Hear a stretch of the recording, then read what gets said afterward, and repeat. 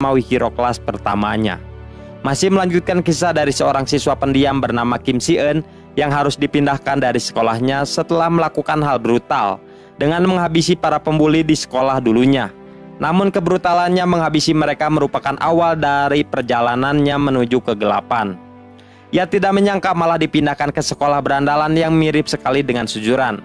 Di sana ia harus bertahan menghadapi para preman sekolah yang selalu mengganggunya. Akan tetapi yang menjadi persoalan besarnya bukanlah itu.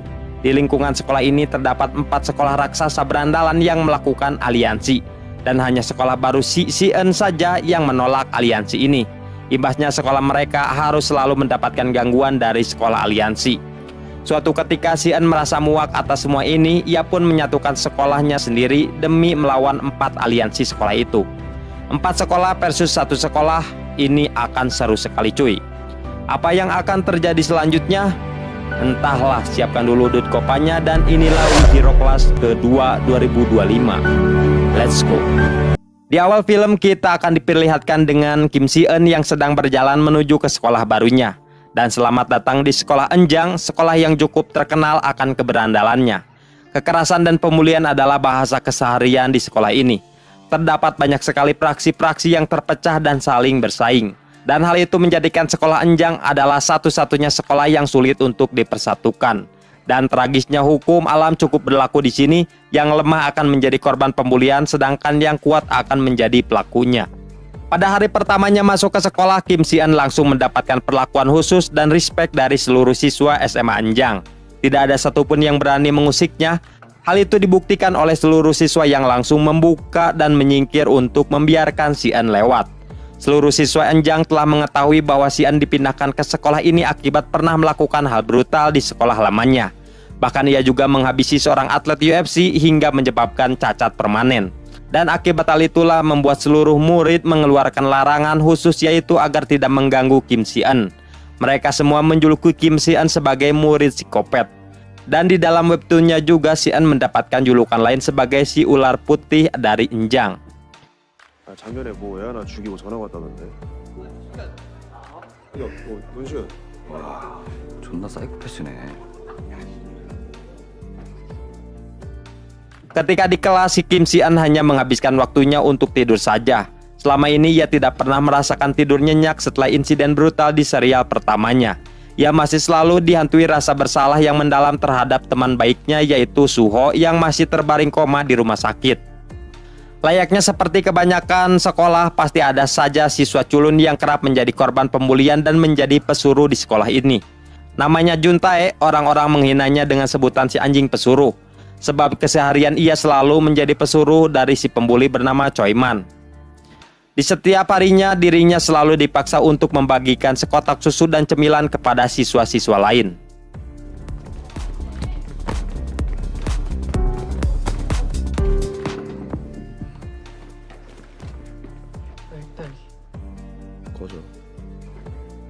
Setiap jam pembelajaran dimulai, ada peraturan umum di sekolah ini, yaitu mewajibkan muridnya untuk mengumpulkan handphone agar tidak dipakai menyontek. Kebetulan sekali Juntae dipercayai oleh guru untuk menjadi pemegang HP siswa ini. Namun Choi-man memanfaatkan kesempatan itu untuk menyuruh Juntae menyerahkan HP semua murid. Dan ternyata hal itu telah cukup lama Choi-man lakukan. Sudah banyak sekali HP yang ia dapatkan dari murid yang nantinya akan ia serahkan kepada seseorang. Akan tetapi selama ini hanya ada 3 HP siswa saja yang belum berani ia ambil dan curi. Dan salah satunya adalah HP miliknya Kim Si-eun. Maka dari itu ia pun memaksa Juntae untuk segera mengambil HP-nya Kim Si-eun. Tetapi Juntae tidak berani melakukannya, yang membuat Choi-man pun terpaksa menghabisinya untuk memberikan peringatan besar agar mau menuruti keinginannya. 건들지 말 것. 괜히 혼자서 막 생각하고 판단하고 움직였다. 차렷.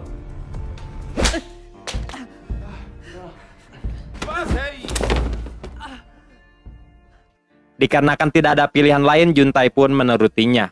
Secara diam-diam ia pun memberanikan diri untuk mengambil HP-nya Si-eun. Lalu saat ponsel dibagikan, Juntae pun berpura-pura tidak mengetahui HP-nya Si-eun yang telah hilang. Tapi di sini Si-eun tahu kalau Juntae sedang berbohong kepadanya. Akan tetapi ia yang tidak peduli lebih memilih untuk pergi saja. Menyadari nyawanya akan menjadi terancam, Juntae pun menghampiri Si-eun untuk meminta maaf. Ia pun menawarkan sejumlah uang kepada Si Eun untuk membeli ponsel yang baru. Akan tetapi ia tidak menggubris tawarannya. Si Eun tahu Juntae telah mengambil HP-nya atas perintah dari si Kang Bully Choi Man. Maka ia pun mengatai Juntae dengan sebutan pengecut. 그 핸드폰 있잖아. 진짜 비겁한 거야? 그거. Pada malam harinya, Kim Si Eun sedang mengunjungi rumah sakit untuk menjenguk Suho, sahabatnya di sekolah lama yang masih koma hingga saat ini. Di serial pertamanya, Suho melindungi Si Eun dari para pembuli dan efeknya ia dihabisi cukup brutal hingga mengalami koma. Akibat hal itulah Kim Si Eun pun selalu dihantui rasa bersalah hingga membuatnya tidak pernah merasakan tidur pulas. Di keesokan harinya saat berjalan menuju kelas, Si Eun pun tanpa sengaja melihat Choi Man yang sedang membuli Juntae. Pemandangan ini pun mengingatkannya kepada sahabat lamanya di season pertama yang juga kerap menjadi korban perundungan. Ia merasa geram dan ingin menghabisi mereka. Akan tetapi pada akhirnya Si Eun pun mengurungkan niatnya itu demi menghindari masalah besar di sekolah barunya ini. Sedangkan Choi Man sendiri pun memang merasa takut kepada Si Eun dan langsung menyingkir untuk memberikannya jalan. 비켜. 길 막지 말고. Juntae sendiri merasa tersentuh atas hinaan Kim Si Eun semalam yang menyebutnya sebagai seorang pengecut. Maka ia pun memberanikan diri menemui Si Eun untuk meminta maaf sembari mengakui perbuatannya yang telah mencuri HP-nya. Ia pun terpaksa melakukan itu atas tekanan dari Choi Man. Lalu Juntae pun memohon kepada Si Eun untuk mengajarinya bagaimana menjadi seorang pemberani. Ia merasa muak atas semua penindasan ini, dan tanpa banyak penjelasan Si Eun pun hanya mengatakan bahwa prinsipnya sederhana, yaitu mengikuti hukum Newton. Ketiga, setiap aksi akan menimbulkan reaksi. 나도 알려주면 안 돼? 반작용도 없는 거야. Sepulang sekolah, Si Eun tanpa sengaja melihat sekelompok siswa berandalan dari sekolah lain yang sedang berkumpul. Saat itu mereka tengah merekrut 2 murid SMA Enjang untuk bergabung ke dalam aliansi geng mereka. Di tengah itu nampak Choi Man yang muncul dan masuk ke dalam tempat perkumpulan itu untuk menemui seseorang yang merupakan pemimpin mereka. Dan perkenalkanlah, namanya Song Jae, salah satu pemimpin dari aliansi SMA. Ia berasal dari SMA Ganghak. Tujuan Choi Man menemuinya karena ingin melapor kalau ia telah mengumpulkan banyak HP dan akan segera memberikan 100 HP dalam waktu 1 minggu saja. Dengan syarat Song Jae harus membantunya menghabisi seorang siswa kuat bernama Pak Humin, seorang murid nomor 1 dan paling ditakuti di SMA Enjang. Tapi saat ini Humin masih mendapatkan hukuman skorsing dari sekolah setelah melakukan pembantaian brutal ke sekolah lain. Dan terungkaplah alasan dibalik Choi Man selalu menyuruh Juntae untuk mencuri HP milik siswa-siswa lain, yaitu akan disetorkan kepada Song Jae. Meskipun begitu, kita belum mengetahui sosok lebih dalam dari Song Jae ini, namun yang pasti ia merupakan seorang siswa sebelah yang memang sangat kuat dan ditakuti. Hal itu dibuktikan saat ia dengan mudahnya menghabisi pengunjung warnet di depan yang mengganggu obrolannya. 삐리 새끼들이 적국놀이를 하네. 존나 무섭네. 야.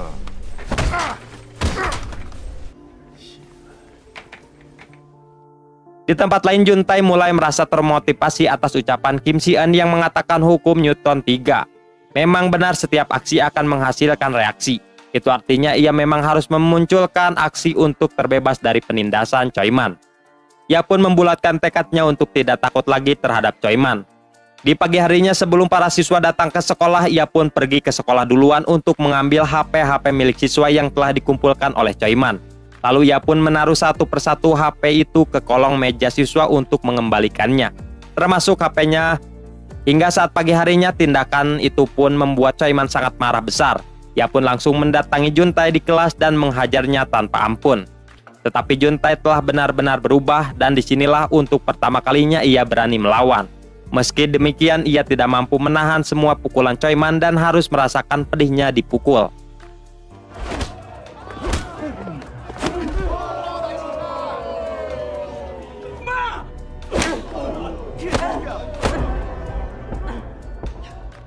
Dan dari belakang nampaknya Si Eun yang menyaksikan penghajaran ini. Ia merasa geram atas penindasan yang dilakukan oleh Choi Man yang sudah melewati batas.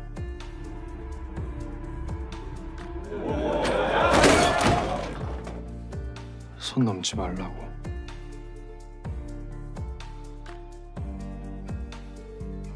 Yang pasti Choi Man tidak terima dan langsung menantang Kim Si-eun untuk berkelahi. Walau pada kenyataannya Choi Man merasa gemetar sekali saat melontarkan sebuah pukulan untuk Si-eun. Pukulan itu membuat Si-eun teringat akan kejadian masa lalunya saat ia dan teman-temannya di sekolah lamanya dihajar habis-habisan tanpa ampun.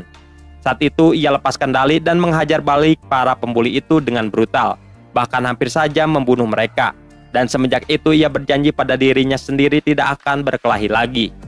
Takut lepas kendali seperti dulu, nampaknya Kim Si-eun yang terus menerima pukulan dari Choi tanpa melakukan perlawanan sedikit pun.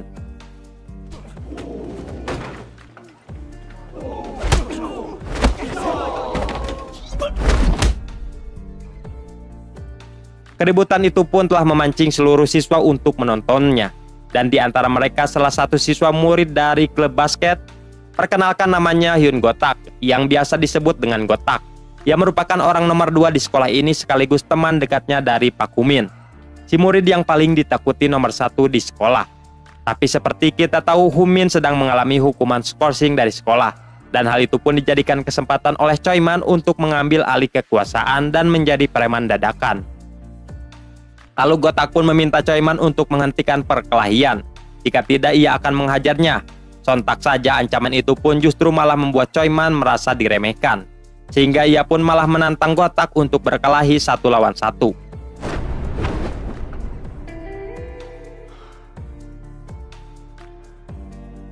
Tapi cukup dengan serangan itu saja mampu membuat Choi Man terdiam dan mengurungkan niatnya untuk mengajak Gotak berkelahi.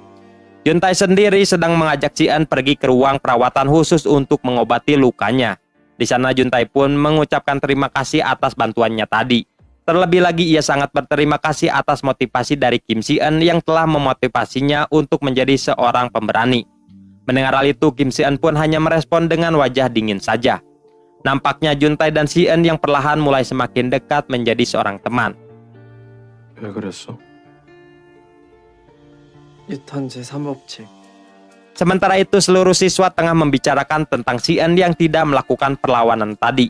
Mereka berpikir Si-eun bukanlah tidak berani melawan, melainkan ia takut lepas kendali dan hampir membunuh lawannya seperti yang pernah dilakukannya saat di sekolah sebelumnya.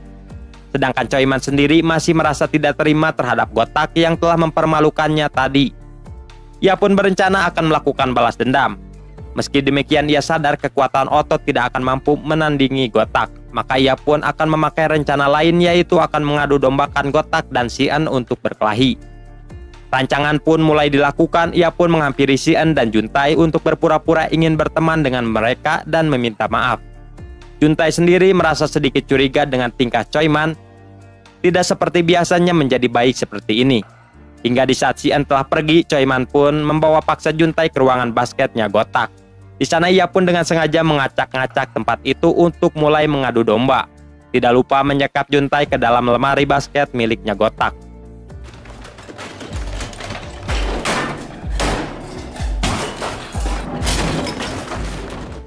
Secara bersamaan, Si-eun menyadari ada yang tidak beres dengan Juntae yang tidak ada di dalam kelas.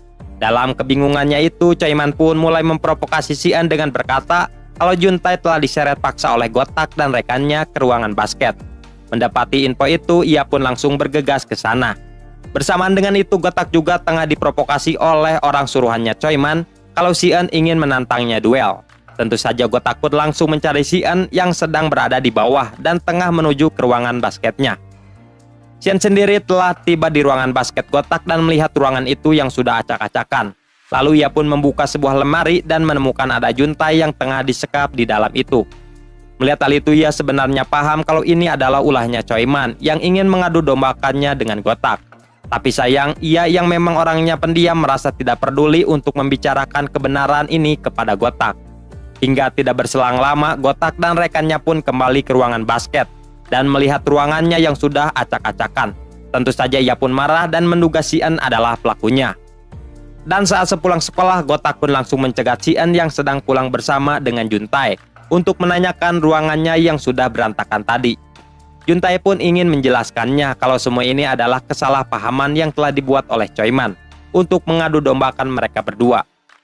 Tapi sayang, Gotak yang sudah diliputi amarah tidak mau mendengarkan penjelasan mereka. Sedangkan si En sendiri malah menyodorkan dirinya untuk dihajar oleh Gotak dan ia tidak akan melakukan perlawanan. Sebab Gotak yang tidak mau mendengarkan penjelasan mereka.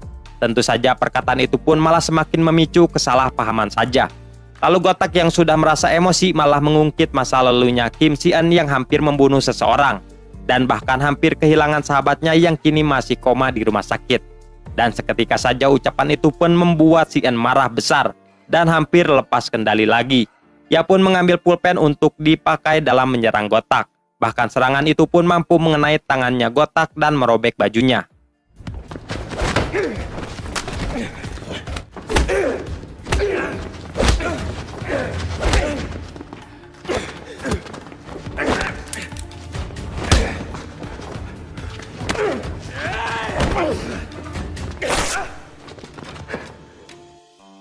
Setelah keduanya kelelahan bertarung, muncullah Choi Man beserta anak buahnya yang siap untuk menghabisi mereka berdua. Dan disinilah Gotak akhirnya tersadar bahwa apa yang diucapkan Juntae tadi memanglah benar. Kalau Choi Man lah yang telah sengaja ingin mengadu dombakan dirinya bersama Si-eun untuk saling menghajar. Mereka berdua pun cukup kewalahan menghadapi pasukan Choi Man. Terlebih lagi Gotak yang sudah terjatuh dan mulai kesusahan menangkis serangan.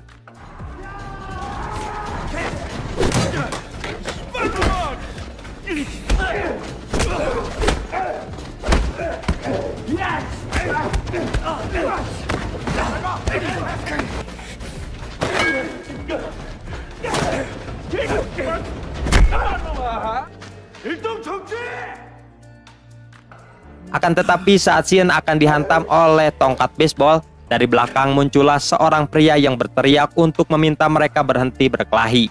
Choi Man dan anak buahnya yang melihat itu pun seketika saja terdiam penuh ketakutan. Lalu nampak pria itu dengan rambut berwarna merah perlahan menghampiri mereka. Dan inilah ia Pak Humin, siswa yang selama ini paling ditakuti dan menjadi nomor 1 di sekolah Enjang. Seluruh murid tunduk di bawah naungannya dan menjadi penguasa sejati dalam sekolah ini. Akan tetapi menariknya ia cukup berbeda dengan pemimpin sekolah lain, di mana pemimpin lain akan memanfaatkan kekuatannya untuk melakukan pembulian dan penindasan. Pak Humin justru menyamaratakan siswa sama dengannya, tidak boleh ada kesenjangan antar para murid. Hal itu yang membuatnya sangat dihormati oleh semua orang di sana. Dan menariknya lagi, ia berperan penting dalam menjaga keseimbangan sekolah termasuk kota. Humin telah membuat peraturan yang melarang siswa untuk berkelahi dan harus saling berdamai. Akan tetapi semenjak dirinya diskors, keseimbangan sekolah menjadi kacau balau. Sebab Choi Man yang ingin mengambil alih kekuasaan dan melakukan pembulian lagi terhadap murid yang lemah. Dan rumor yang diceritakan itu bukanlah bohong semata.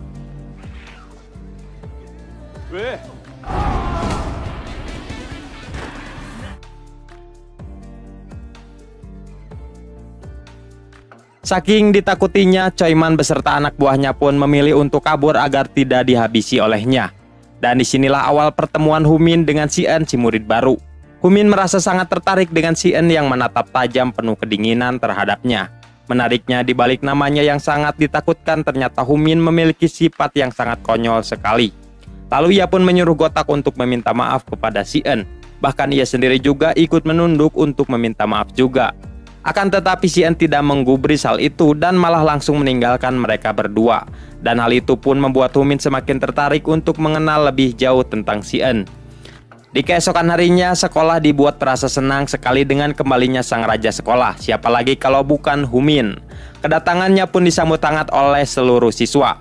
Terlebih lagi para siswa yang lemah yang merasa senang akan kembalinya ia. Kini tidak akan ada lagi pembulian dan kekerasan dalam sekolah.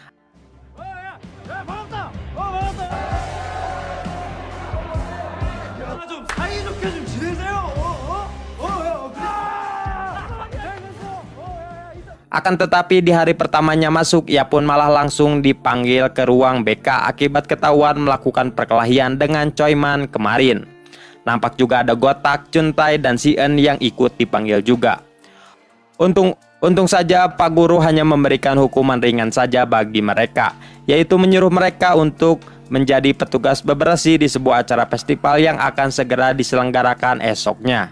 Setelah keluar dari ruangan itu, Humin malah mendekati Si-eun dengan sok akrab. Hal itu membuat Si-eun merasa risih dan meminta Humin untuk jangan sok akrab dengannya. Akan tetapi Humin justru tidak peduli dan malah semakin ngehajakeun. Tanpa sadar, momen konyol itulah secara tidak langsung membuat mereka semakin akrab. Sekembalinya Humin ke sekolah bukan saja berdampak bagi keseimbangan sekolah, melainkan ia juga telah menggoyahkan keseimbangan di kota. Mengapa begitu? Karena di wilayah kota ini terdapat 4 sekolah besar yang sangat berpengaruh dalam kota. 3 sekolah itu telah sepakat untuk membentuk sebuah aliansi dengan dalih menjaga perdamaian. Pertama ada dari sekolah Ganghak dengan pemimpin Songje. Dalam aliansi, Songje telah ditunjuk untuk menjadi mesin tempurnya.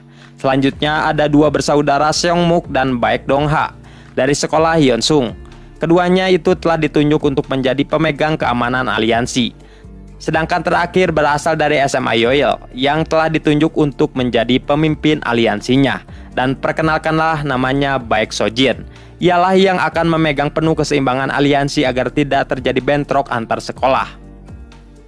Selama ini ketiga sekolah ini telah menjalani aktivitasnya seperti seorang gangster. Mereka mencuri motor, mobil sebagai lahan mendapatkan uang yang cukup besar.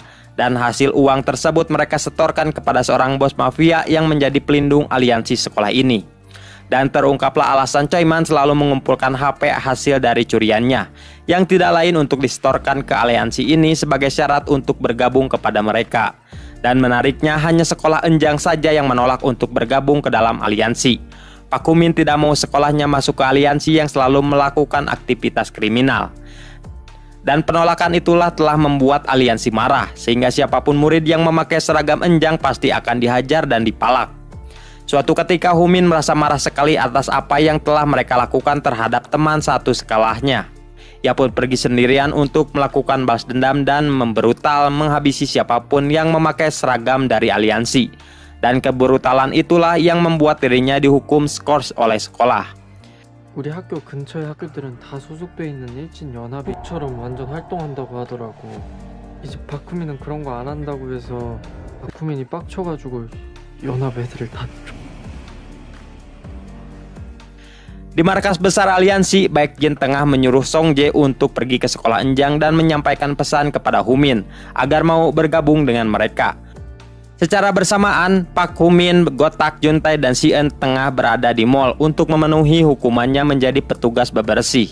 Di sana nampak kini mereka yang semakin akur dan penuh canda tawa. Di tengah kekonyolan itu, Si-eun pun pergi ke toilet sebentar. Hingga ketika di toilet, ia pun tidak sengaja bertemu dengan seseorang yang tidak lain itu adalah Songje yang telah menunggunya. Akan tetapi karena Si-eun yang tidak kenal memilih untuk mengabaikannya saja. Namun Songje tiba-tiba malah menyerangnya tanpa alasan yang tidak jelas.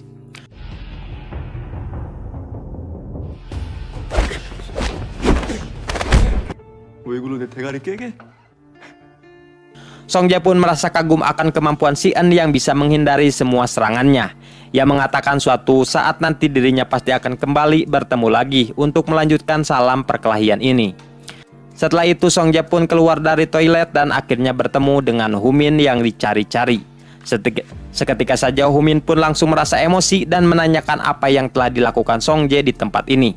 Dengan santainya Songje menjawabnya kalau ia telah melakukan perkelahian sejenak dengan murid SMA Enjang, yang tidak lain itu adalah Si-eun.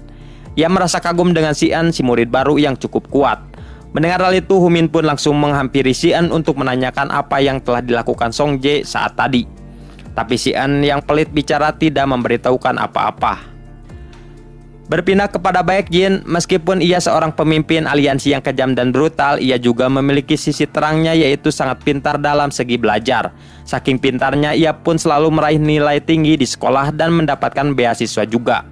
Tetapi di balik ketenangan semua ini, ada banyak kelompok yang sedang mengincarnya untuk balas dendam. Salah satunya adalah Choi-man yang sedang membuat rencana untuk menghabisi Baek Jin karena telah menolaknya untuk masuk ke dalam aliansi. Choi-man beserta pasukannya mencegat Baek Jin di sebuah basement untuk menghabisinya. Akan tetapi dengan sangat mudahnya Baek Jin menghabisi mereka tanpa mengeluarkan keringat sedikit pun.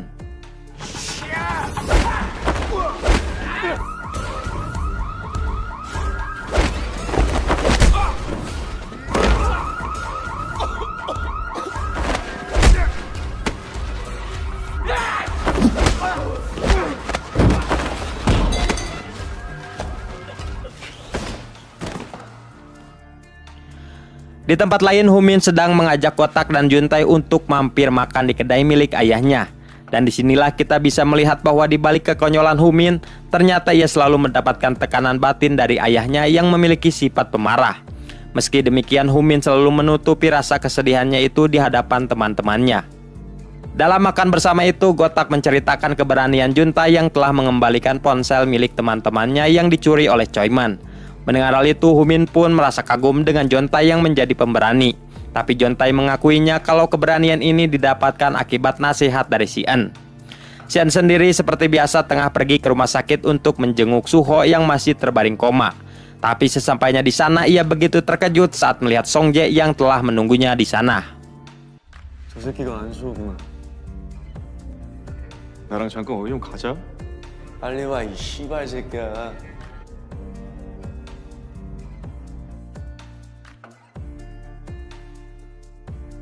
Lalu Songjae pun memaksa Sian untuk mengikutinya demi menghindari keributan di rumah sakit ini.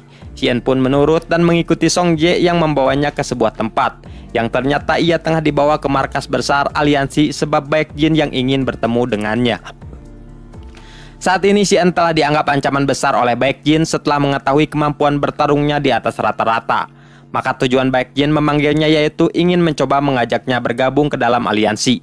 Akan tetapi belum juga bicara, Sian pun langsung menekankan bahwa ia tidak peduli dan merasa tidak tertarik dengan aliansi mereka. Yang ia ingin hanyalah hidup tenang dan tanpa ada yang mengganggunya. Apalagi mengganggu temannya yaitu Suho yang sedang terbaring di rumah sakit. Lalu ia pun memberikan ancaman keras untuk Baekjin. Jika ia kembali mengirim orang ke rumah sakit tempat Suho dirawat, maka ia tidak akan segan untuk menghancurkan aliansi ini.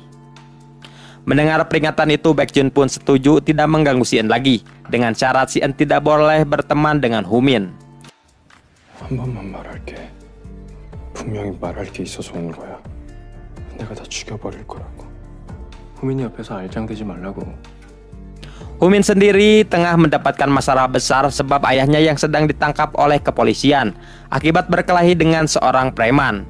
Namun tanpa Humin tahu, para preman itu merupakan orang suruhan Baekjin yang sengaja membuat kegaduhan untuk memberikan pesan tersembunyi bagi Humin. Pesan ini secara tidak langsung mengartikan bahwa Humin akan mendapatkan masalah besar lebih berat lagi jika masih menolak untuk bergabung ke aliansi. Ketika di sekolah, Sian pun menemui Humin untuk memberitahukan bahwa semalam ia telah dibawa ke markas besar aliansi untuk bertemu dengan Baekjin. Sian tidak memberitahukan isi dari pertemuannya semalam, tapi yang pasti ia pun menegaskan tidak ingin terlibat dalam konflik Humin dengan aliansi itu. Maka ia pun meminta Humin untuk jangan berteman lagi dengannya, demi tidak melibatkannya jauh dalam konflik itu. Mendengar hal itu, Humin pun langsung paham kalau Baekjin telah mengancam Sian untuk menjauhinya. Meskipun begitu, ia pun menyetujui keinginan Sian yang tidak akan berteman lagi dengannya. Sepulang sekolah, Sian tidak sengaja berpapasan dengan murid SMA Ganghak. Mereka yang melihatnya pun bersiap ingin mengganggunya. Tapi setelah mengetahui kalau itu adalah Sian, mereka pun tidak jadi mengganggunya. Saat ini Baekjin telah memberikan pengumuman lagi bagi aliansi untuk jangan pernah mengganggu satu orang murid enjang, yaitu adalah Sian. Sebab dia dan Sian telah melakukan kesepakatan ketika malam tadi. Di sisi lain, Gotak dan Jontai merasa keheranan dengan tingkah Humin yang menjadi pendiam seperti ini. Keheranan kian bertambah saat Humin yang berpamitan untuk pulang duluan. Meski demikian, Gotak dan Jontai berusaha untuk tetap positif thinking saja. Lalu mereka berdua pun melanjutkan jalannya lagi. Hingga saat sampai di bawah lorong jalanan, mereka berdua pun terkejut saat melihat Songjae bersama pasukan tengah mencegatnya. Dan sekejap saja tempat itu pun langsung terkepung, membuat Gotak dan Jontai pun sulit melarikan diri. Tidak ada pilihan lain, Gotak pun akan menghadapi mereka. Sedangkan Jontai disuruh untuk segera melarikan diri.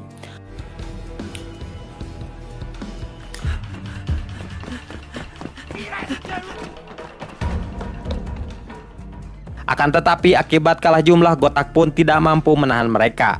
Jontai sendiri masih berusaha meloloskan diri dari kejaran anak buahnya Songjae. Dalam pelarian itu, ia berhasil bersembunyi di sebuah kolong tangga. Dirasa sudah aman, ia pun menelpon Sian. Akan tetapi saat telepon tersambung, muncullah anak buahnya Songjae yang langsung menghajarnya. Dan hal itu pun tidak sengaja didengar oleh Sian. Dan dengan cepat, ia pun langsung pergi ke tempat Jontai untuk menyelamatkannya. Secara bersamaan, Humin tengah pergi ke markas besar aliansi untuk menemui Baekjin. Seketika saja, mereka yang merasa takut pun langsung membuka jalan bagi Humin untuk mengizinkannya masuk. Ketika di dalam ruangan, ia pun langsung menegaskan kepada Baekhyun bahwa sebesar apapun ancaman, itu tidak akan membuatnya untuk bergabung ke dalam aliansi. Seperti kita tahu, selama ini Humin merupakan satu-satunya orang yang berani menentang aliansi itu. Banyak sekali sekolah di luar sana yang diserang hanya untuk dipaksa bergabung ke dalam aliansi. Dan hanya sekolah Enjang saja yang sampai saat ini masih menolak keras bergabung meskipun sekolah itu sudah beberapa kali diserang. Hal itu disebabkan karena Pak Humin yang menantang keras dengan aliansi ini. Setelah mengatakan itu, Humin pun memutuskan untuk segera pergi dari tempat ini. Akan tetapi mereka yang berada di sana tidak akan membiarkan Humin pergi begitu saja. Dan terpaksa ia pun harus menghadapi mereka. Layaknya seekor harimau, dengan sangat mudahnya ia membasmi orang-orang ini.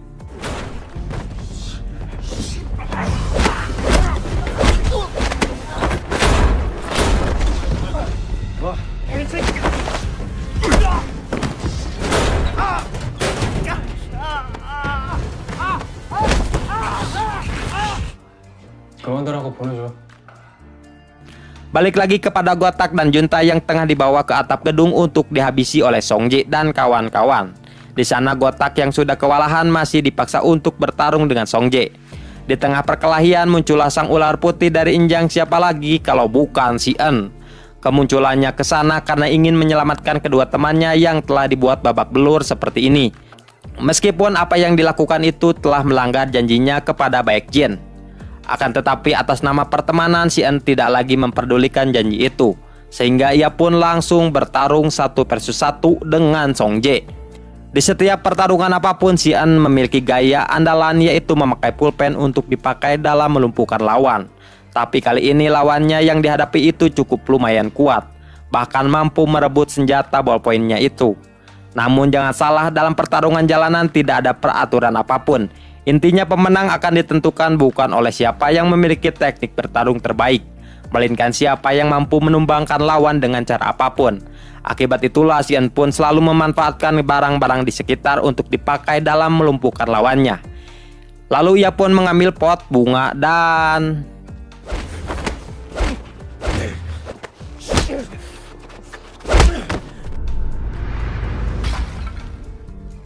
Di saat itulah ia pun merebut kacamata Songjae dan menusukkan ke bagian kaki Songjae hingga berteriak kesakitan. Disinilah kedua kalinya Songjae menyadari ada lawan yang lebih kuat di sekolah Enjang. Tapi Songjae yang sudah pincang tetap memaksakan bangkit untuk memberikan serangan lagi.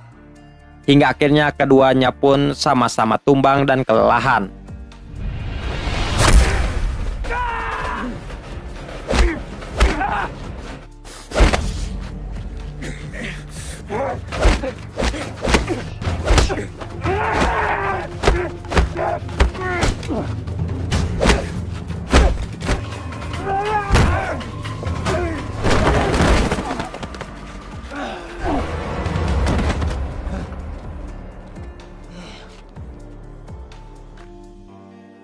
Lalu si En pun terbangun dari pingsannya dan menyadari dirinya berada di suatu tempat. Rupanya saat pertarungan tadi, ia mengalami pingsan dan Humin membawanya ke rumahnya untuk menyelamatkannya dari kejaran polisi yang mengepung atap sekolah. Sementara itu, Songjae sendiri kemungkinan tertangkap oleh kepolisian. Lalu Humin pun merasa bersalah karena telah melibatkan si En dalam masalahnya. Ia pun meminta maaf dan berjanji akan menyelesaikan masalahnya sendiri agar tidak akan melibatkan si En dan kawan-kawannya. Ia akan melakukan balas dendam. Mendengar hal itu, si En pun justru menyangkal keinginan Humin yang akan melakukan balas dendam. Dirinya berpikir bahwa aksi balas dendam justru hanya akan memperpanjang masalah saja. Bahkan tragisnya balas dendam akan terus berlanjut dari orang ke orang sebelum akhirnya ada orang yang menjadi korbannya. Sontak saja perkataan itu pun membuat Humin terdiam sejenak. Dirinya berpikir apa yang diucapkan oleh si En barusan memang ada benarnya. Dalam telepon itu ia pun menyerah dan mengakui Baekhyun lebih baik darinya. Dan akhirnya terungkaplah di sini kalau Humin dan Baekhyun merupakan sahabat dekat di masa kecil. Saat itu mereka berdua melakukan pertemanan yang sangat akrab layaknya seorang adik kakak. Meski demikian kita belum mengetahui alasan dan penyebab mengapa mereka jadi bermusuhan di masa sekarang. 내가 졌다 백진아. 은장이고 뭐고가 중요한 게 아니라. 그래. Di sisi lain, Baekhyun sendiri sedang berada di depan kantor kepolisian untuk menunggu Songjae yang sebentar lagi akan diizinkan pulang. Tidak lama dari itu, Song Jae pun keluar dari kantor dengan kondisi kakinya yang sudah pincang. Lalu Baekjin pun membawa Song Jae ke sebuah tempat yang merupakan markas kedua aliansi. Tentu saja Song Jae pun merasa keheranan mengapa Baekjin membawanya ke sana. Setahu dirinya, markas kedua ini hanya akan dipakai untuk tempat penyiksaan bagi anggota aliansi yang melakukan pengkhianatan. Dalam keheranannya itu, Baekjin pun langsung menanyakan apakah Song Jae tidak membocorkan informasi rahasia dan bisnis mereka saat di kantor polisi tadi. Mendengar hal itu, Song Jae pun akhirnya paham mengapa dirinya dibawa ke sana. Ia pun merasa kecewa terhadap Baekjin yang seolah-olah tidak mempercayainya. Padahal selama ini ia sangat setia terhadapnya. Tapi rasa kesetiaannya itu justru malah dibalas dengan rasa ketidakpercayaannya Baekjin yang lebih mementingkan bisnis ketimbang dirinya. Dengan rasa kekecewaan mendalam, Song Jae pun meminta untuk rehat sejenak dalam aktivitas aliansi. Ia juga meminta Baekjin untuk jangan mencarinya. 넌 여기 싫지? 경찰한테는 뭐라고 말했어? 근데 이 씨발 한 번을 안 물어보네. 경찰이 실수라도 했으면 나도 여기서 패 죽이려고요. 나 당분간 좀 쉰다. Keesokan harinya saat Baekjin pulang sekolah, ia pun dicegat oleh dua orang gangster yang meminta Baekjin untuk menemui bos mereka yang bernama Tuan Choi. Dan ternyata Tuan Choi lah yang selama ini mengendalikan Baekjin dan mengatur aliansi. Di sini Baekjin menolak secara halus permintaan mereka ini yang memintanya untuk masuk ke dalam mobil. Ia berkata ia sendirilah yang nanti akan pergi menemui Tuan Choi tanpa harus dijemput seperti ini. Akan tetapi mereka ini tidak menggubris perkataannya itu dan tetap memaksanya untuk masuk, yang membuat Baekjin pun geram dan menghabisi mereka ini dengan sangat mudahnya.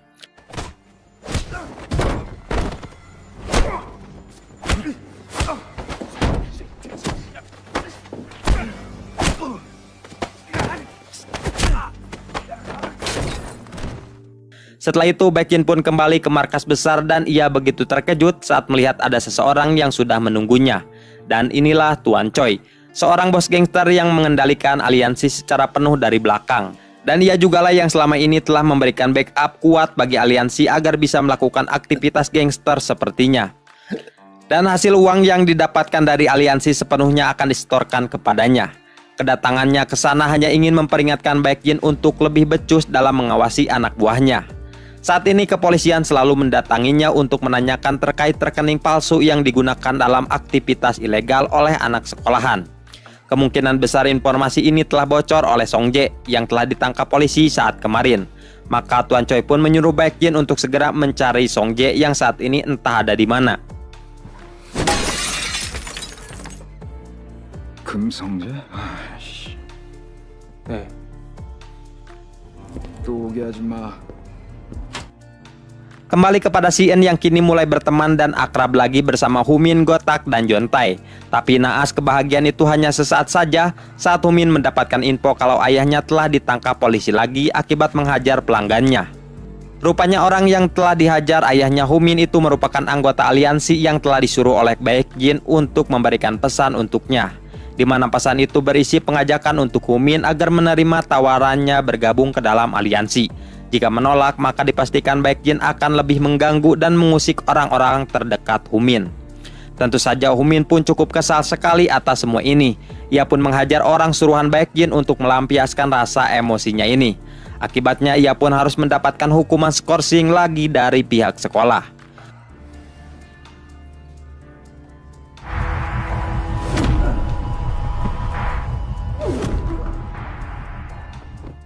Setelah pulang dari kantor kepolisian, ayahnya memarahi Humin dan menyebutnya sebagai anak yang tidak berguna alias beban keluarga. Ucapan itu pun begitu menyakitkan sekali dan menusuk ke dalam hatinya Humin. Ia pun merasa putus asa sekali atas semua tekanan hidup ini. Tidak ada pilihan lain, ia pun malah menghubungi Baekjin untuk menerima tawarannya bergabung ke dalam aliansi. Bukan tanpa alasan, ia menerima tawaran itu agar bisa mendapatkan uang, agar bisa membantu perekonomian ayahnya. Namun satu hal yang terpenting, ia tidak ingin orang-orang sekitarnya dilibatkan dan diganggu lagi oleh Baekjin. Tentu masuknya Humin, si sang raja, akan berdampak besar bagi kekuatan aliansi. Kini tidak akan ada satupun lagi orang yang berani menyentuh aliansi ini. Begitupun dengan Baekjin yang merasa senang sekali karena ia yang bisa duet lagi bersama Humin, si teman masa kecilnya. Lalu Baekjen pun memberikan tugas pertama bagi Humin, yaitu menaklukkan sekolah-sekolah sekitar yang belum bergabung ke dalam aliansi mereka. Tanpa banyak bacot, Humin pun pergi ke sebuah kafe untuk menghajar seorang pria gendut yang merupakan pemimpin dari sekolah yang akan dipaksa untuk bergabung.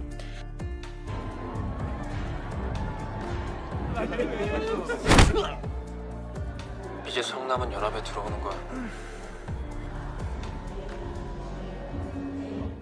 Kemudian Shin pun berpindah kepada Si En yang sedang berada di rumahnya. Saat ini sang ibu merasa khawatir terhadap Si En yang selalu pulang dengan keadaan babak belur dan berdarah. Ia takut anaknya melakukan perkelahian brutal lagi seperti di sekolah sebelumnya. Maka dari itu sang ibu pun menyuruh Si En untuk pindah sekolah ke luar negeri saja. Di malam yang larut, ada seseorang yang mengetuk pintu rumahnya Si En. Rupanya itu adalah Gotak dan Yujin yang ingin mengajak Si En untuk bermain dan menghabiskan waktu di malam ini. Di lapangan mereka berdua pun merasa sedih saat mengetahui kalau Si En akan pindah sekolah ke luar negeri. Dalam kesedihan ini, Gotak dan Juntai pun berkata secara jujur bahwa selama ini mereka berdua selalu membuntuti Si En yang selalu datang ke rumah sakit. Yang membuat mereka berdua pun tahu kalau di sana ada teman Si En yang sedang terbaring koma. Namun obrolan itu langsung teralihkan di saat mereka bertiga teringat akan keberadaan Humin yang tidak ada kabar. Lalu Si En pun mencoba menelpon Humin, tapi sayangnya telepon itu tidak diangkat. Dan hal itu pun membuat mereka heran dengan tingkah Humin yang menjadi aneh dan tidak seperti biasanya. Mereka bertiga pun belum mengetahui kalau Humin telah bergabung ke dalam aliansi. Pada malam harinya, nampak Si En yang telah berada di bandara untuk bersiap terbang ke luar negeri. Tapi beberapa menit sebelum naik pesawat, ia pun menerima telepon dari Juntai yang ingin mengatakan kalau ia bersama Gotak telah pergi ke rumah sakit lagi untuk menjenguk An Suho yang masih terbaring koma. Dirinya pun tersadar alasan mengapa Si En menjadi pendiam dan selalu menyalahkan dirinya sendiri. Namun ia percaya kalau semua itu bukanlah salahnya Si En. Sontak saja Si En pun langsung terdiam terharu dan bahkan sampai meneteskan air mata. Untuk pertama kalinya ia pun mendengar lagi ada seseorang yang bisa memahami perasaannya. Bahkan selama ini ibunya juga selalu menyalahkan dirinya. Sampai akhirnya Si En pun tidak jadi untuk pergi ke luar negeri. 지난번에 말을 못해가지고 너 때문 아닌 것 같아서 안 갈래요.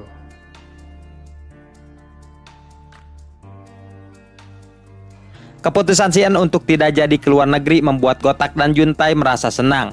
Kini mereka bisa kembali bersama-sama dengan sahabatnya. Di sisi lain, Humin sendiri mulai terjerumus jauh dalam aliansi. Setiap hari ia mendapatkan perintah terus untuk melakukan penaklukan sekolah sekitar untuk memaksa mereka bergabung ke aliansi. 이 새끼 이거 눈깔이 왜 이러냐.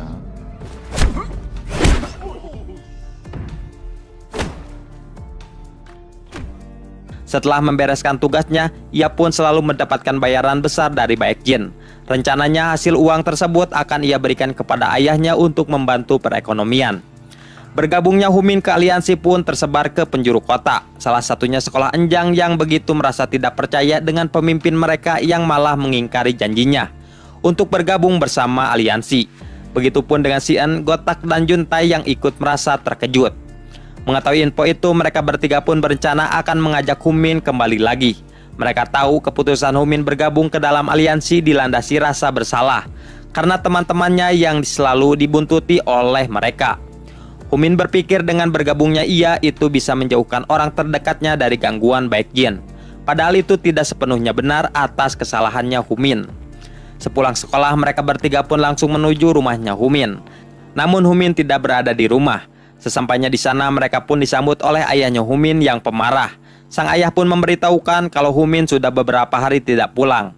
Meski demikian, ia pun merasa tidak peduli lagi dengan anak nakal itu. Mendengar perkataan itu pun, Si En tidak bisa menahan diri atas sikap ayahnya Humin yang selalu frontal pada anaknya sendiri. Maka ia pun mencoba membela Humin dengan mengatakan kalau Humin selama ini adalah anak yang baik di sekolah. Murid-murid menyukainya dan bahkan menjadikannya seorang panutan. Jika ada yang salah dengan Humin, bisa jadi justru sikap ayahnya yang membuat Humin melakukan kesalahan. Maka Si En pun memintanya untuk bisa lebih memperhatikan apa yang dirasakan Humin. 아버님께 뭐 잘못했나요? 병신 같은 새끼도 아니에요. 아버님이 문제이신 것 같은데요. 나가 이 새끼들아 이씨. Di perjalanan pulang, Gotak pun menceritakan kisah Humin dan Baekgin yang dulunya merupakan sahabat dekat. Saat itu Baekgin hanyalah seorang siswa culun yang selalu dibully di sekolahnya. Hingga Humin pun melindunginya, bahkan sampai mengajarkannya ilmu bela diri. Seiring berjalannya waktu, kedekatan mereka berdua pun kian akrab layaknya seorang adik kakak yang tidak bisa dipisahkan. Tapi suatu ketika terjadi sedikit perselisihan di antara mereka.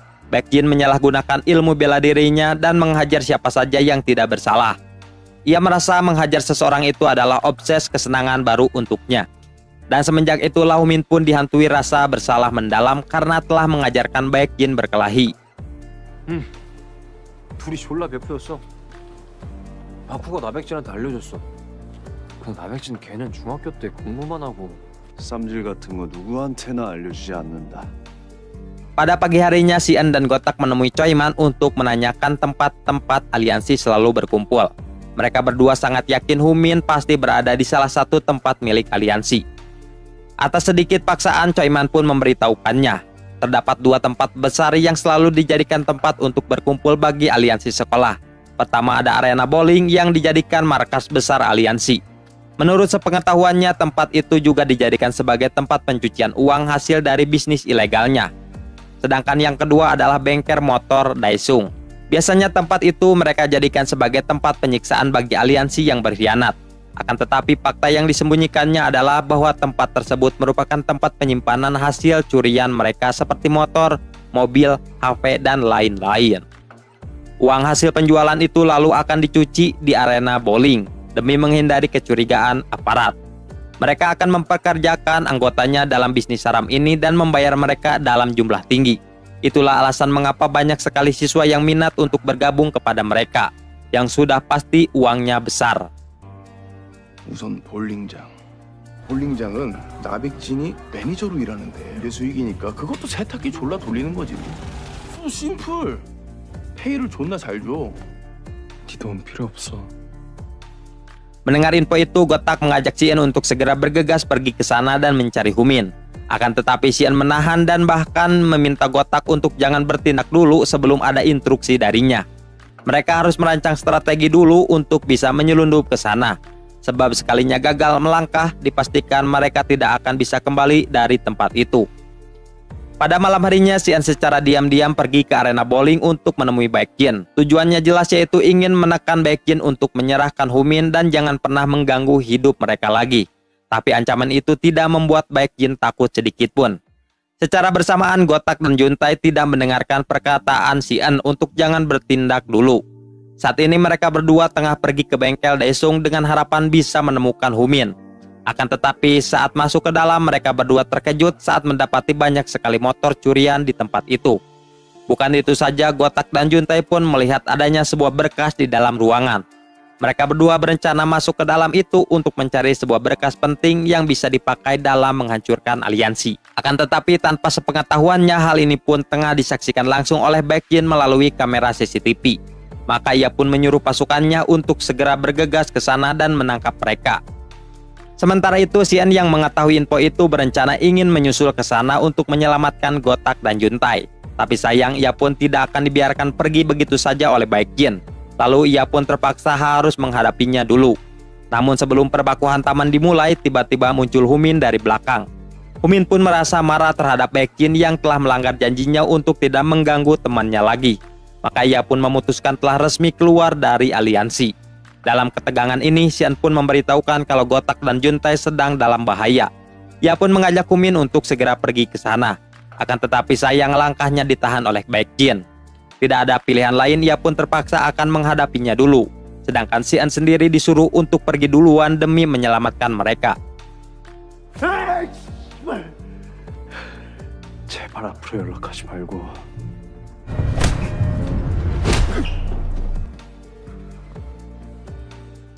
Di bengkel, Gotak dan Juntai masih tengah sibuk membuka satu persatu berkas.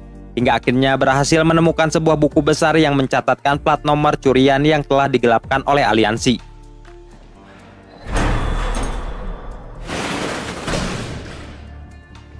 Akan tetapi sayangnya pasukan dari aliansi muncul untuk menangkap mereka. Sehingga Gotak pun terpaksa menghadapi mereka.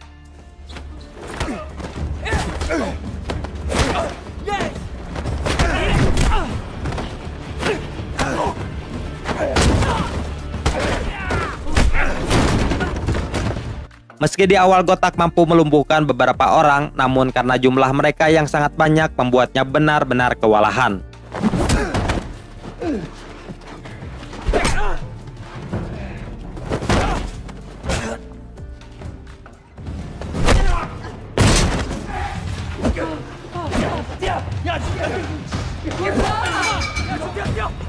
Di tengah penyiksaan, Jontai dan Gotak pun berhasil memanfaatkan kesempatan untuk melarikan diri dari tempat itu. Tetapi naasnya mereka tidak akan membiarkannya pergi begitu saja dan langsung mengejarnya. Sementara itu, Xian tengah berlari menuju ke bengkel. Di tengah perjalanan, ia pun mendapatkan telepon dari rumah sakit yang ingin mengabarkan Suho mengalami kritis dan detak jantungnya kian melemah. Tentu saja kabar itu pun seketika membuat Xian pun terdiam penuh kesedihan. Sampai-sampai ia pun tidak menyadari ada sebuah truk yang sedang melaju kencang ke arahnya.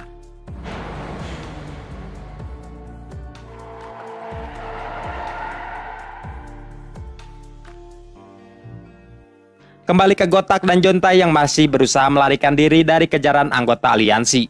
Seluruh tempat itu dikepung, tapi untung saja mereka berhasil lolos dengan bersembunyi di bawah kolong mobil pickup. Tapi tiba-tiba saja seseorang menarik kakinya Jontai. Rupanya itu adalah Seongmok dan Dongha, dua orang berpengaruh dalam aliansi.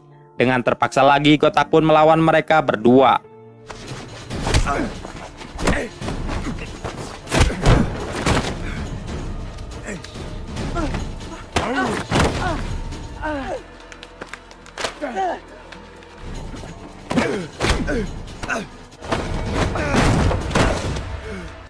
Namun sayang, mereka berdua terlalu kuat untuk dikalahkan. Pada akhirnya Gotak pun ditumbangkan dan disiksa habis-habisan. Bahkan berkas penting pun berhasil mereka rebut juga. Akan tetapi di tengah hal itu muncullah Pak Humin yang ingin membantu Gotak dan Jontai. Dengan brutal ia pun menghabisi mereka ini tanpa ampun.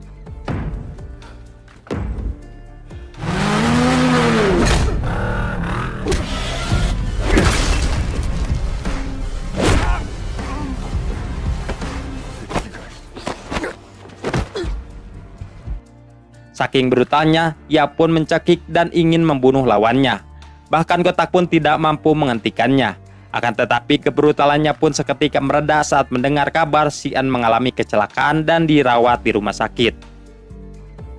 Di malam itu juga mereka pun pergi ke rumah sakit untuk melihat Xian. Sesampainya di sana, Humin pun terdiam merasa bersalah atas apa yang menimpa Xian.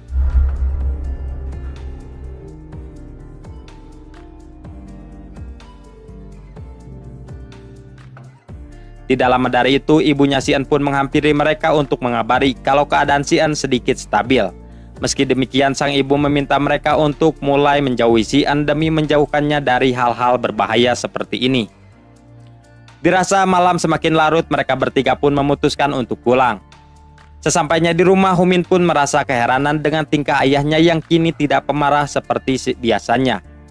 Sang ayah pun memberitahukan saat itu teman-teman Humin sempat datang ke rumah. Dan salah satu dari mereka bahkan menceramahinya. Menurutnya orang seperti itu memang pantas dijadikan teman, karena dialah yang akan selalu merangkul kita baik senang maupun susah.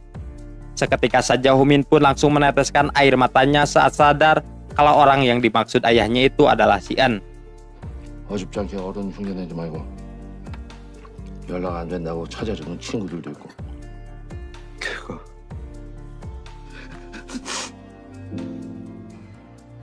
Di tempat berbeda, Baek Jin sendiri tengah marah besar terhadap anak buahnya yang telah gagal mendapatkan Gotak dan Jontai. Kemarahannya memuncak saat menyadari satu lembar berkas penting telah hilang. Yang rupanya Jontai telah merobek satu kertas itu untuk ia pakai dalam melaporkannya ke polisi. Menyadari hal itu, Baek Jin pun menyuruh seluruh anak buahnya untuk segera menangkap Jontai. Pada keesokan harinya, Yujin sendiri tengah pergi ke kantor polisi untuk menyerahkan satu lembar kertas berisi bukti kejahatan yang dilakukan oleh aliansi. Namun laporannya itu tidak diterima karena dinilai tidak cukup kuat sebagai dasar penyelidikan. Sesaat keluar dari kantor itu, Juntai pun merasa ketakutan saat anggota aliansi menangkapnya. Mereka pun membawanya ke bengkel untuk menyiksanya. Meskipun begitu, momen penyiksaan ini telah membuat Juntai tidak merasakan ketakutan lagi terhadap sebuah pukulan. Melalui sebuah telepon, Baek Jin pun meminta Juntai untuk segera menghapus lembar kertas penting itu yang telah dipoto olehnya. Akan tetapi dengan penuh keberanian, Juntai pun akan menurutinya. Dengan syarat Baekjin tidak boleh menyentuh teman-temannya lagi. Akan tetapi ancaman itu justru malah membuat Baekjin merasa marah dan menyuruh anak buahnya untuk segera membunuh Juntai.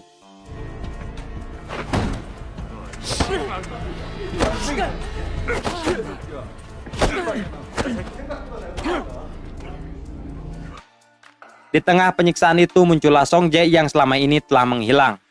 Entah mengapa ia pun langsung menghampiri mereka dan menghajar para anak buahnya sendiri. Tidak lama dari itu datanglah Humin yang sebelumnya ditelepon oleh Song Jae untuk datang ke sana.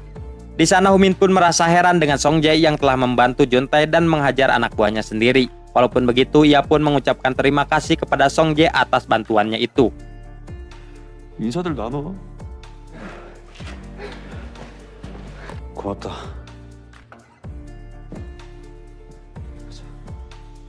Di markas besar, Tuan Choi tengah memarahi Baekjin lagi setelah mendapatkan laporan kalau Juntai melaporkan mereka ke polisi.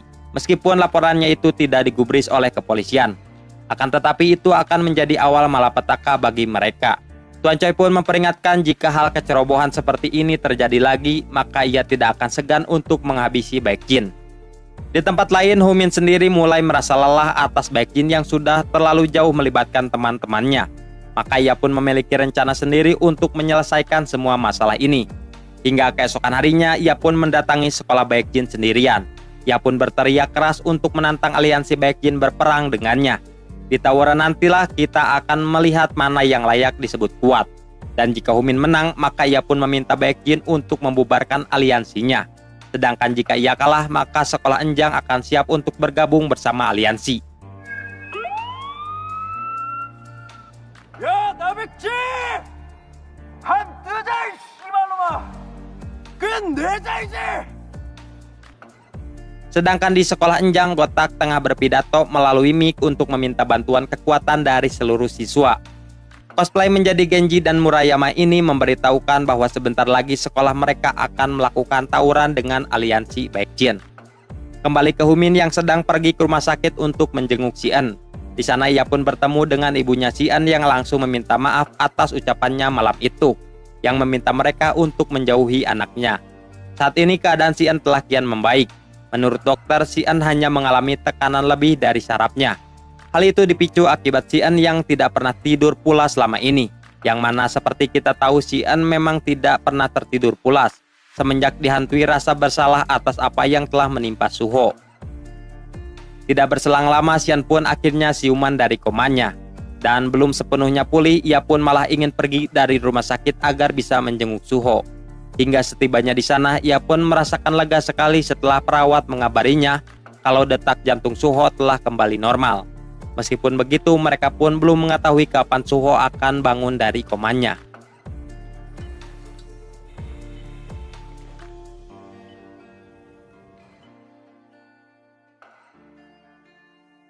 Beberapa hari pun berlalu dan kini keadaan Si-eun yang sudah pulih. Ia pun sudah bisa berkumpul lagi bersama Humin, Gotak, dan Juntai. Saat ini mereka tengah pergi ke sebuah lapangan luas. Humin memberitahukan tempat inilah yang akan menjadi tempat berdarah sekolah Enjang melawan aliansi. Mengetahui sekolahnya akan berperang, Si-eun pun akan memikirkan rencana matang demi bisa mengalahkan mereka. Rencana tawuran itu akan segera diselenggarakan dalam beberapa hari lagi. Si-eun sadar kalau mereka pasti akan kalah melawan aliansi yang jumlahnya cukup banyak. Maka dari itu, untuk mengantisipasi hal ini, ia pun pergi menemui Song Jae untuk memecah belah aliansi. Seperti kita tahu, saat ini Song Jae mulai merasa benci terhadap Baekjin yang hampir menendangnya. Si-eun pun akan memanfaatkan kebenciannya itu untuk mengajaknya bergabung bersama mereka. Selama pertemuan itu, Si-eun mengajak Song Jae untuk bergabung bersamanya dalam menghancurkan aliansi. Ia pun meminta Song Jae untuk menyerahkan rekening milik aliansi yang selalu dipakai dalam bertransaksi. Dan dengan rencana itulah Si-eun pun akan menghancurkan mereka. Seluruh anggota aliansi tertarik bergabung hanya karena uang saja. Maka jika Si-eun mengambil seluruh uang aliansi, otomatis mereka akan meninggalkan aliansinya sendiri. Dan siapa sangka Song Jae pun menyetujuinya. Ia pun meminta Si-eun untuk menemuinya pada lusa nanti di markas bowling. Singkat cerita, hari yang ditunggu pun tiba juga. Benar saja, sebagian anggota aliansi telah terpecah setelah mereka mendapatkan kabar kalau uang kelompok telah menghilang. Efeknya jumlah anggota aliansi yang ikut berperang menurun drastis. Dan ini akan menjadi jumlah yang sama-sama imbang versus SMA Enjang.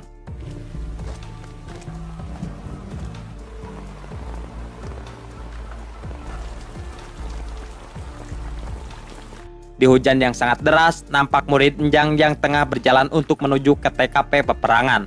Kekuatan mereka pun kini kian bertambah saat Choi Men dan pasukannya bergabung dalam tawuran. 시은이는? 야라 이 새끼들 개박살낼 준비가.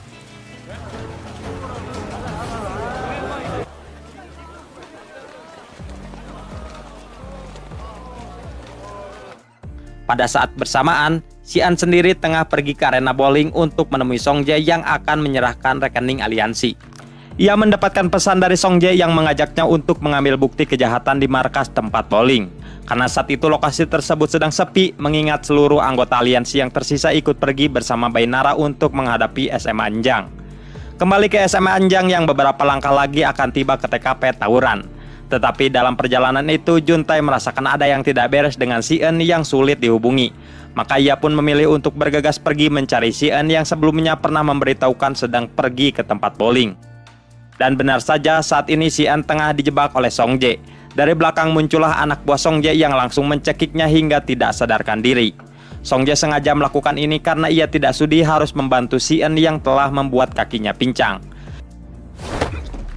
누가 다치는 게 난 그냥 이렇게 재밌는 게 좋은 거야. Kembali kepada pasukan Humin yang telah sampai di lapangan. Di sana mereka langsung dihadapkan dengan pasukan Baekjin yang sudah menunggunya. Tanpa banyak bacot, kedua kubu ini pun langsung berteriak "Ora!", yang artinya tawuran kedua sekolah pun dimulai.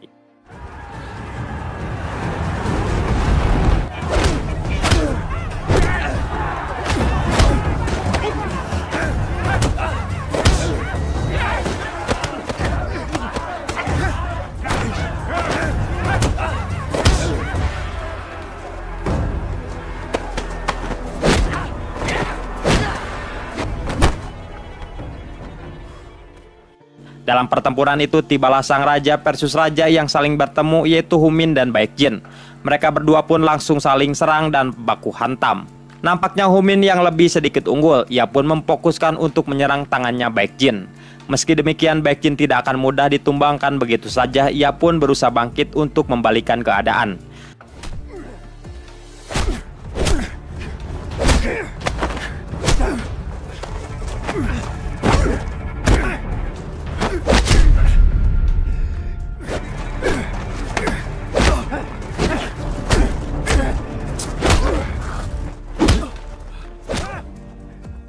Juntai sendiri telah sampai di arena bowling dan menemukan Xian yang sedang disekap dalam keadaan pingsan.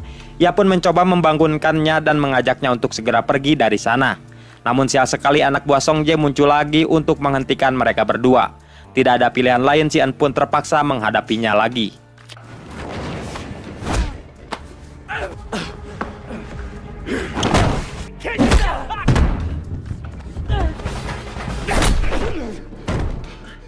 Saat ini Baekjin telah mengalami kelelahan usai mendapatkan serangan keras dari Humin. Meski demikian, Baekjin pun kembali bangkit untuk membalikan keadaan. Benar saja, keadaan pun malah menjadi terbalik. Kini malah Baekjin yang lebih mendominasi duel ini. Hingga Baekjin pun mengeluarkan serangan kerasnya yang mampu menumbangkan Humin dan tidak sadarkan diri.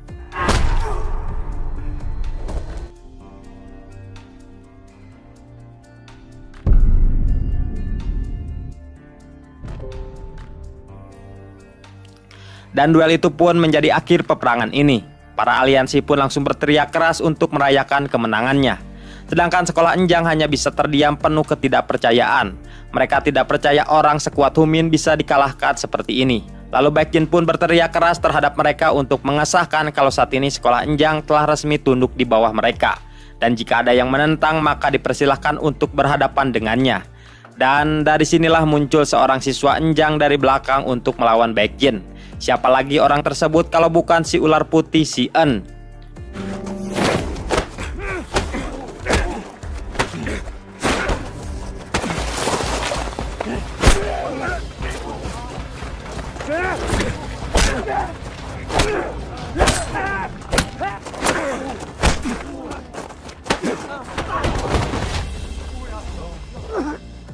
Dalam duel itu terlihat Baekjin yang lebih unggul. Ia mampu menumbangkan Si Eun dengan pukulan kerasnya. Meski demikian, Si Eun pun masih memaksakan diri demi tidak kalah dalam duel ini.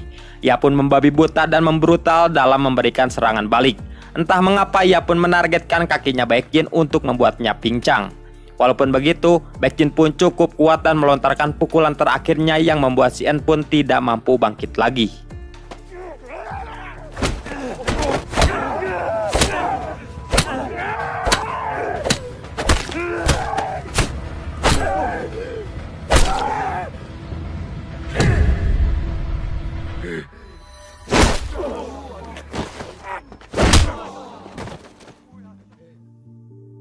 Akan tetapi saat Baekjin menoleh ke belakang, ia pun begitu terkejut saat Humin sedang bersiap untuk menghajarnya. Dan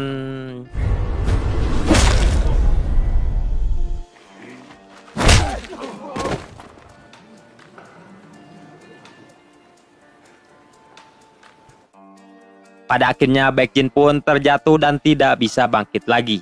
Dan ini pun mengakhiri semuanya kalau Enjang menjadi pemenang tawuran. Dan rupa-rupanya semua ini memang telah direncanakan oleh Si Eun dan Humin sebelumnya agar bisa mengalahkan Baekjin. Di mana saat malam tadi ia meminta Humin untuk menyerang tangannya Baekjin, sedangkan ia sendiri akan menargetkan kakinya. Di saat pertarungan berlangsung, ia akan mencoba mengelur waktu agar Humin bisa memulihkan tenaganya. Dan di saat itu barulah Humin disuruh mengeluarkan serangan terakhirnya.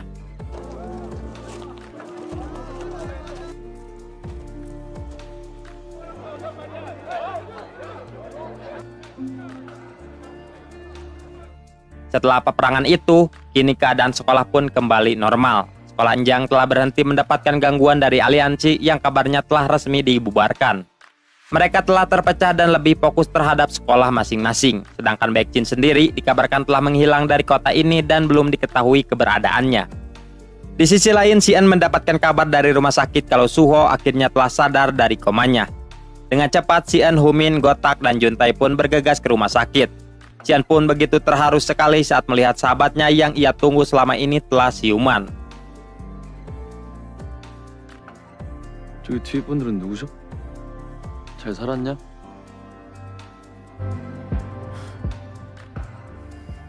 Sementara itu, Song Jae sedang berada di arena bowling untuk bertemu dengan Tuan Choi.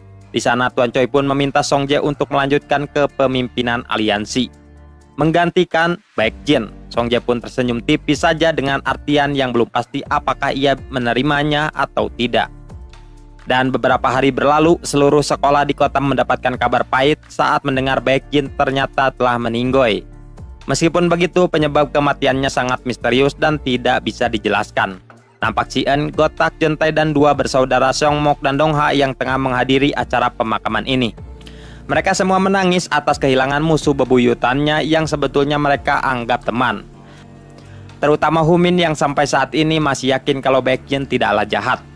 Dia hanya salah saja dalam mengambil jati dirinya. Dan setelah itu, film We Hero Class Season 2 pun tamat.